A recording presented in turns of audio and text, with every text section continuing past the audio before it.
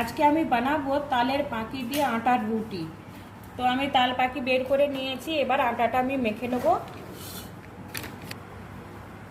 2 cup আটা নিয়ে নিচ্ছি, আমি আমার পরিমাণ বুঝেই নিচ্ছি। পরিমাণ বুঝেই নুন দিচ্ছি, চিনিও একটু অল্প দিচ্ছি। জল ছাড়াই আমি পুরোটা আটা পাকি দিয়েই মাখবো। তো সবাই আগে টেস্ট করে নেবেন, তালের অনেক তেতো থাকে, তেতো মিষ্টি দুটো তাল হয়। আগে কিন্তু এটা টেস্ট করে দেখে নিতে হবে মাখার আগে। আটাটা মাখানো হয়ে গেছে, 10 থেকে 15 মিনিট রেস্টে রেখে দিচ্ছি, তারপরে আমি রুটিটা বানাবো।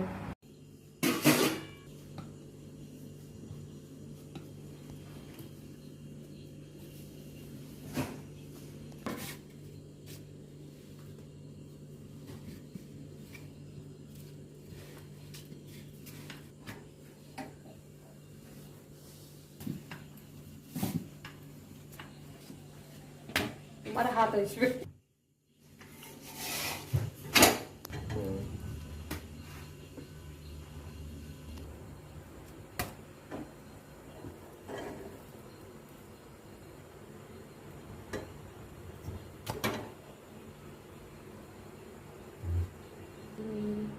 হয়ে গেছে আমার তালের রুটি আটা দিয়ে।